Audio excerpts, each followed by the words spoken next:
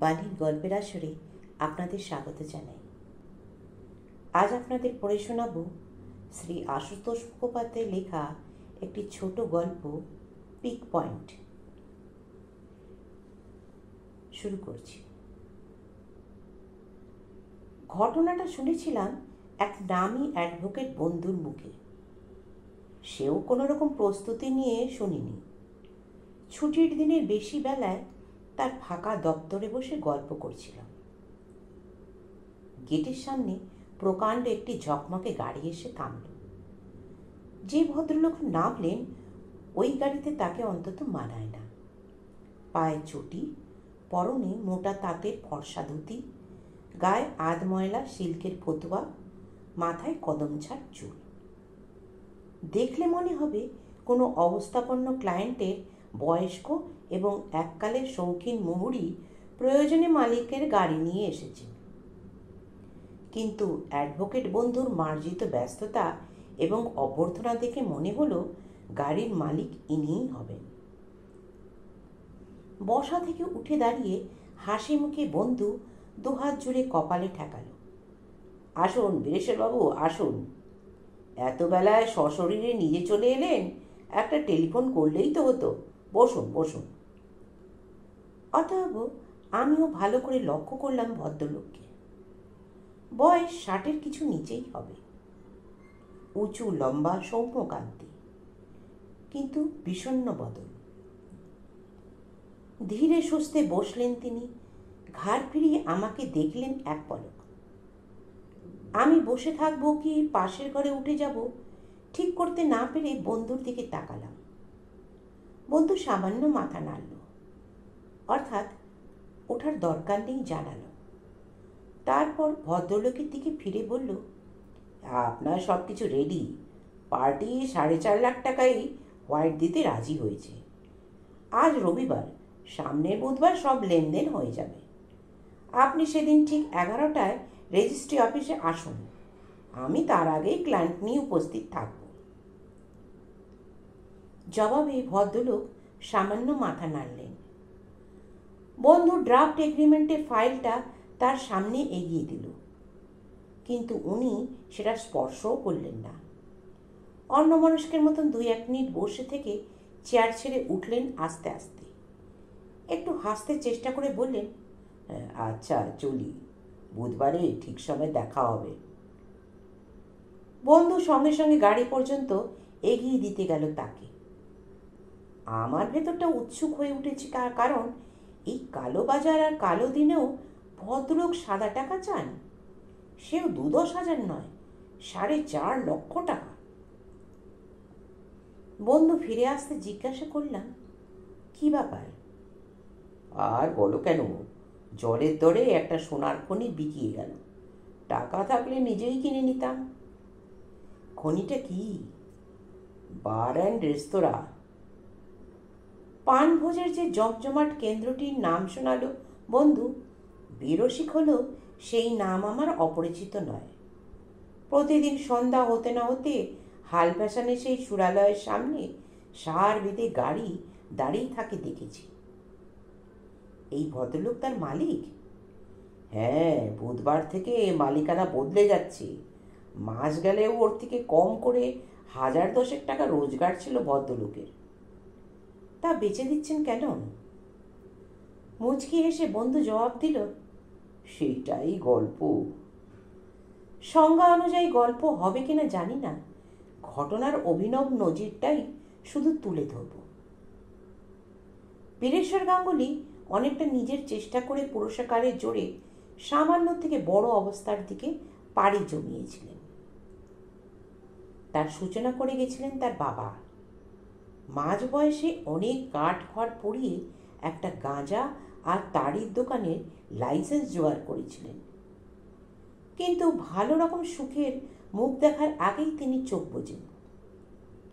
বীরেশ্বর গাঙ্গুলি সে বছর ISC pass করে বিএসসিতে ভর্তি হয়েছে। লেখাপড়া শিখেই তুলে দান চালানোর দায়িত্ব নিলেন তিনি। তার দৃষ্টি স্বচ্ছ, পয়সার রোজগারের সঙ্গে সঙ্গে চোখ কান খোলা রেখে ব্যবসার মোড় ঘোরাবার উদ্যমে লেগে গেলেন। সেই উদ্যম সফল হল। গাঁজা আর তারির দোকানে রূপান্তর ঘটল বিলিতি আর দেশীয় অভিজাত সুরা বিপণীতে। সাদা কথা ভালো মদের দোকান করে বসল একটা। নিচু শ্রেণীর লোকের সঙ্গে যোগাযোগ ঘুচে গিয়ে উঁচু মহলে সংস্রবে এলেন। টাকা আসতে লাগলো, নিজের বাড়ি হলো, গাড়ি হলো, কিন্তু ব্যবসার চোখ কান শটান খোলা তখনও। অবসর সময়ে নাম করা বারগুলে ঘোরাফেরা, আবার নতুন রাস্তায় পাড়ি দেবার সংকল্প আটলেন। বড়সড় একটা বার আর রেস্তোরাঁ জাকিয়ে তুলতে পারলে লাইসেন্স পেতে কতক্ষণ? লাইসেন্স পেলেন। মধ্য কলকাতার এক জমজমাট জায়গাতেই হাল ফ্যাশনের পান ভোজনালয়ের পত্তন ঘটল। কমলা সুপ্রসন্ন। বছর তিনেকের মধ্যে আর মদের দোকান রাখার প্রয়োজন অনুভব করলেন না তিনি। মদের দোকান বেচে দিয়ে পান ভোজনালয়ের দিকেই লক্ষ্য স্থির করলেন। কমলার বিত্তবর্ষণ বাড়তেই থাকল। মানুষটা ভেতরে ভেতরে ব্যাদ উপনিষেদের ভক্ত ছিলেন হয়তো। নির্লিপ্ত চিত্তে মাংস কাটছেন, ভিতরে ঋষিটি আত্মার বাণীতে সমাহিত। বীরেশ্বর গাঙ্গুলিও কর্মযোগে সেই গোছের একাগ্র কিন্তু নির্লিপ্ত। এ যাবৎ সুরাবস্তুটি কখনো ঠোঁটে ঠেকিয়ে দেখেননি কীরকম খেতে। কর্মযোগের ফলটুকু শুধু ব্যাংকে জমা করেছেন আর বিষয়ে রূপান্তরিত করে চলেছেন। বিয়ে করেছেন 30 বছর বয়সে, সুরা বিপণী থেকে সুরালয়ে পা বাড়াবার আগে। শিক্ষিতা মেয়ের প্রতি একটু ঝোঁক ছিল। বিয়ে আগেই হতে পারত, কিন্তু তার বিত্তের উৎস জানার পর গোটা কয়েক পছন্দসই শিক্ষিতা মেয়ের বাপ সরে গেছেন। কিন্তু টাকা থাকলে শিক্ষিতা মেয়ে জুটবেই না এমন কোনো কথা নেই। সুনয়নের বিয়ে দিয়েছেন তার মামারা। ভাগ্নি সে বছর ইকোনমিক্সে ভালো অনার্স পেয়ে বিএ পাশ করেছেন। মেয়েও সুশ্রী, কিন্তু বিয়ের বাজারে অনার্স আর শ্রীর জোরটুকুই যে সব নয় সে অভিজ্ঞতা মামাদের হয়েছে। মামারা বীরেশ্বর গাঙ্গুলির বৃত্ত আর বিষয় দেখেছেন, মোটামুটি খোঁজ খবর নিয়ে জেনেছেন স্বভাব চরিত্রের অপবাদ নেই। তারপর খুশি মনে নিখরচায় ভাগ্নি বিয়ে দিয়ে নিশ্চিন্ত। সুনয়নী দেবী গোড়ায় গোড়ায় বেশ সন্দেহের চোখে দেখেছেন স্বামীটিকে। সন্দেহ নিরসনের পরেও স্বামীর পেশাটিকে সুনজরে দেখেননি। বিয়ের পরেও পড়াশোনা ছাড়েননি তিনি। যথাসময়ে MA পাশ করেও ভালোভাবে ডিগ্রি আদায় করলেন।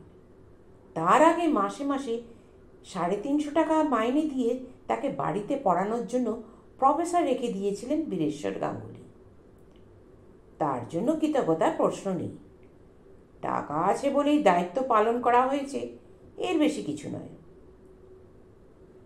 যতই টাকা থাক, ঘরে ভালো খেয়ে দে আর আরামে ঘুমিয়ে মুটিয়ে যেতে আপত্তি সুনয়নী দেবীর। অতএব কলেজের চাকরিতে ঢুকেছিলেন তিনি। এখন তিনি রাশভারী অধ্যাপিকা সেই কলেজের।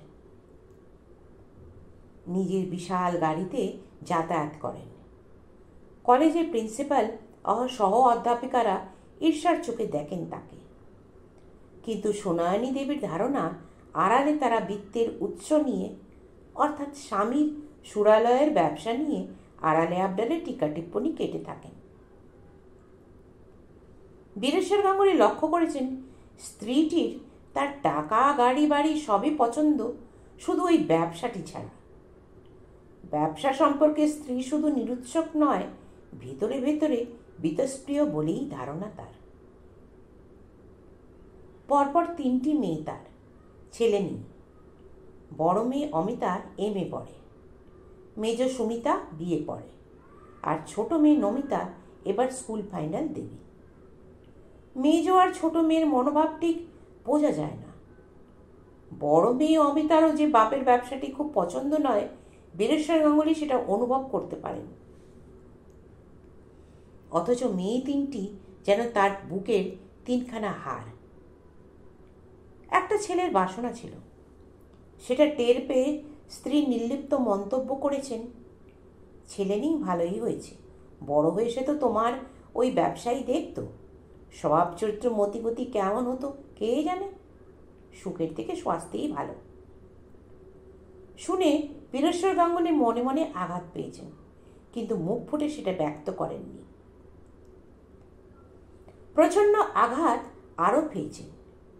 বড় মেয়ে অমিতার একটা ছেলের সঙ্গে গোপনে মেলামেশা ধরা পড়েছে। সুনয়নী একাধিক দিন নিজের চোখে দেখেছেন তার মাথায় আগুন জ্বলছে। মেয়েরা ভীষণ ভয় করে তাদের রাশভারী মাটিকে। অমিতা তাকে বোঝাতে চেষ্টা করেছে ছেলেটা খুব ভালো ছেলে, গেলবারে খুব ভালোভাবে এমএ পাশ করেছে। বলেছে এর মধ্যে তো কিছু নেই, কিন্তু কার কথা কে শোনে? মেয়েকে আচ্ছা করে ধমকেছেন সুনয়নী দেবী।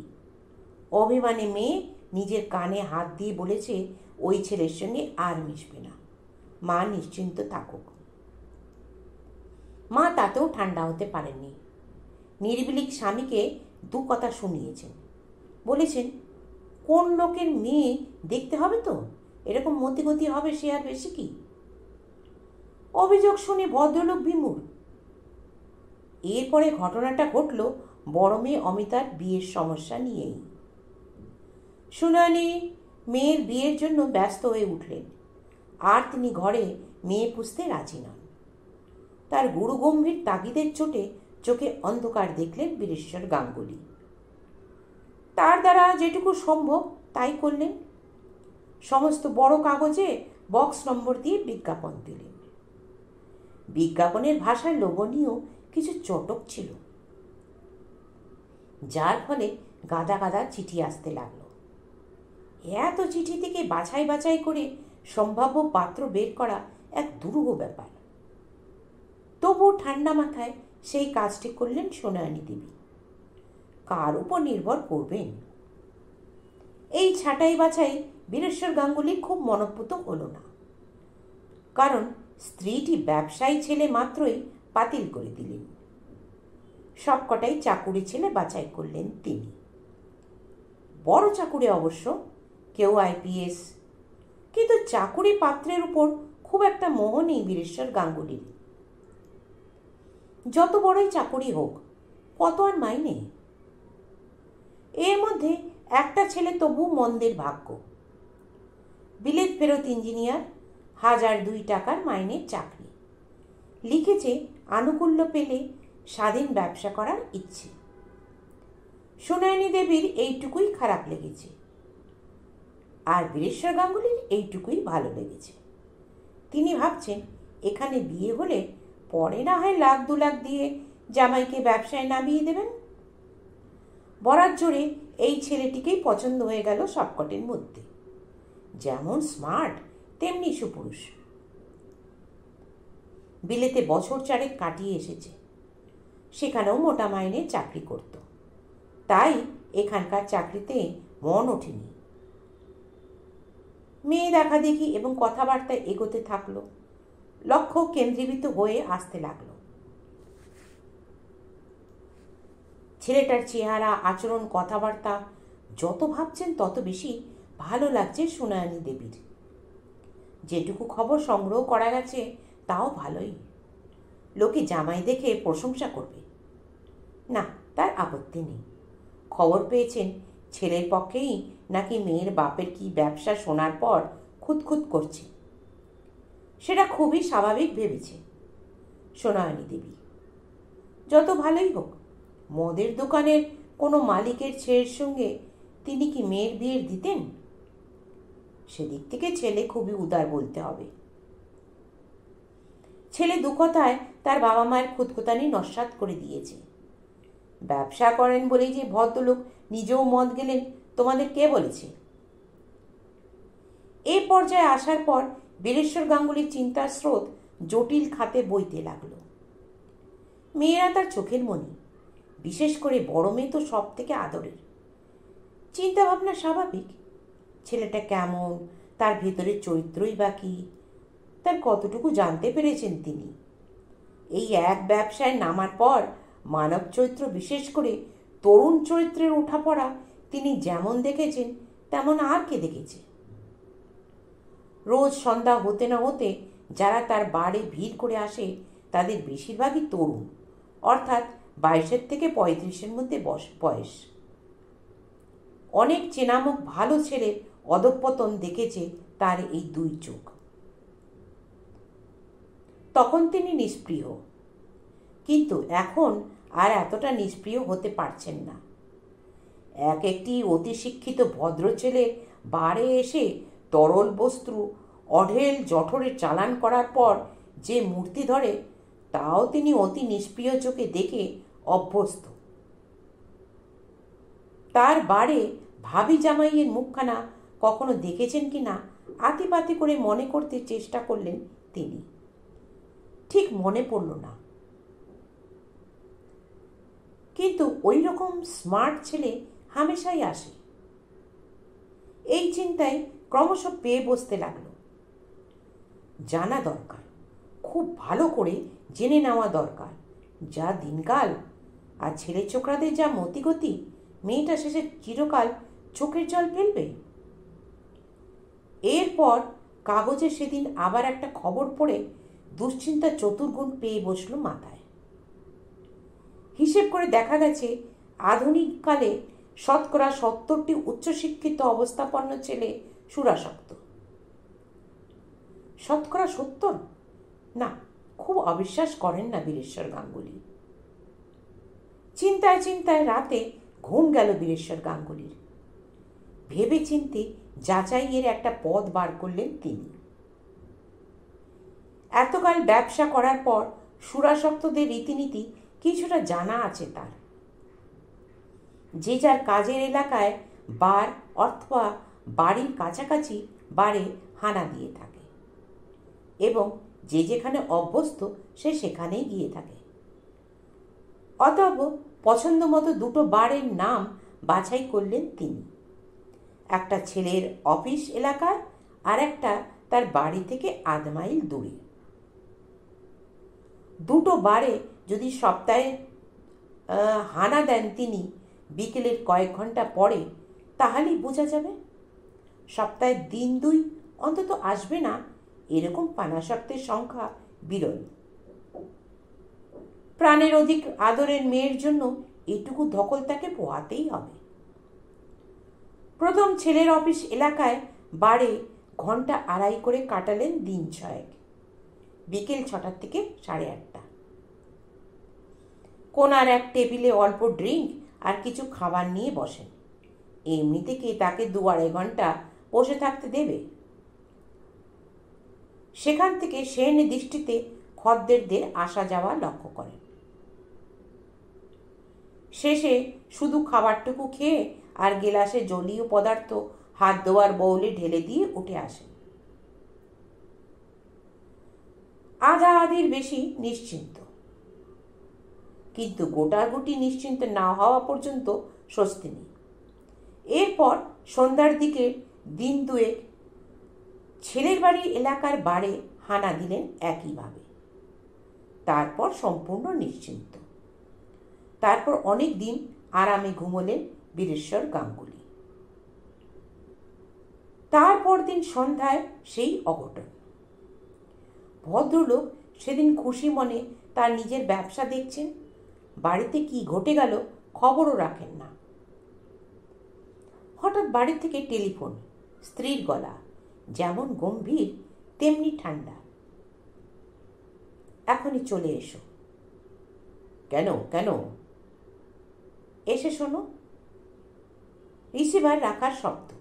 বীরেশ্বর গাঙ্গুলি অবাক।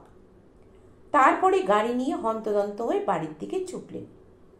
কঠিন মুখেই সুনয়নী দেবী তার প্রতীক্ষায় ছিলেন। পাত্র এবং পাত্রী উভয় পক্ষের সঙ্গে যোগ আছে এমন এক ভদ্রলোক মাঝখানে থেকে বিয়েটা পাকাপাকির দিকে এগিয়ে নিয়ে যাচ্ছিলেন। খানিক আগে এসে তিনি বিরস বদনে সুনয়নী দেবীকে জানিয়েছেন পাত্রপক্ষ আজ তাকে ডেকে সাফ জবাব দিয়েছেন এ বিয়ে হবে না। সুনয়নী দেবী আকাশ থেকে পড়েছেন। কেন, কি হলো হঠাৎ? ভদ্রলোক সহজে বলতে চাননি কি হলো। সুনয়নী দেবী পীড়াপিড়িতে যে কথা বলেছেন তার সারমর্ম ছেলে অফিস থেকে বেরিয়ে তাদের সেখানকার এক বারে সচক্ষে দুদিন তার ভাবি শ্বশুরকে ঢুকতে দেখেছে এবং আরও দুদিন সেই বারের সামনে তার গাড়ি দাঁড়ানো দেখেছে। ওদিকে ছেলের বাপের মাইল 3 করে হাঁটা অভ্যাস রোজ। তিনিও 3 দিন ভাবি বৈবাহিককে তাদের ওদিকের বারে ঢুকতে দেখেছেন এবং আরও 2 দিন তার গাড়িও দাঁড়ানো দেখেছেন। অতএব তারা বুঝে নিয়েছেন সুনাম খোয়ানোর ভয় মেয়ের বাপ নিজের বার ছেড়ে অন্য বারে নিয়মিত যাতায়াত করে থাকেন। বিয়ের পর ছেলে দেখবে তার শ্বশুর মদ খেয়ে গড়াগড়ি যাচ্ছে, এটা চান না বলেই এই বিয়ে হবে না। স্ত্রীর মুখের দিকে চেয়ে ঘাবড়েই গেল বীরেশ্বর গাঙ্গুলি। কি হয়েছে?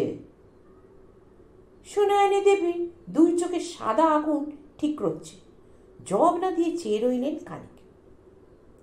ডাকলে কেন? কি হয়েছে বলো না। তুমি আজকাল অন্য বাড়ি যাতায়াত করছো? আচমকা আঘাত খেলেন যেন বীরেশ্বর গাঙ্গুলি। তার মানে কোন বারে?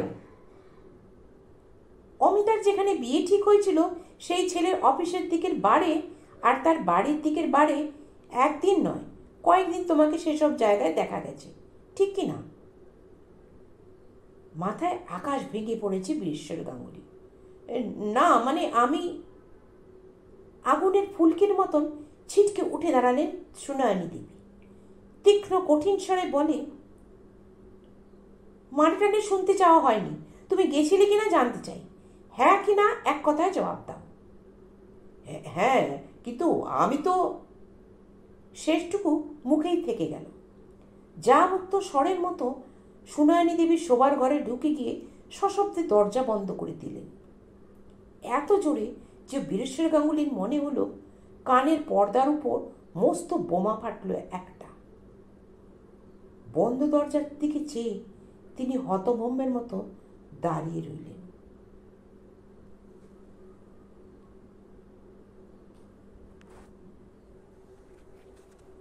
কেমন লাগলো গল্পটি?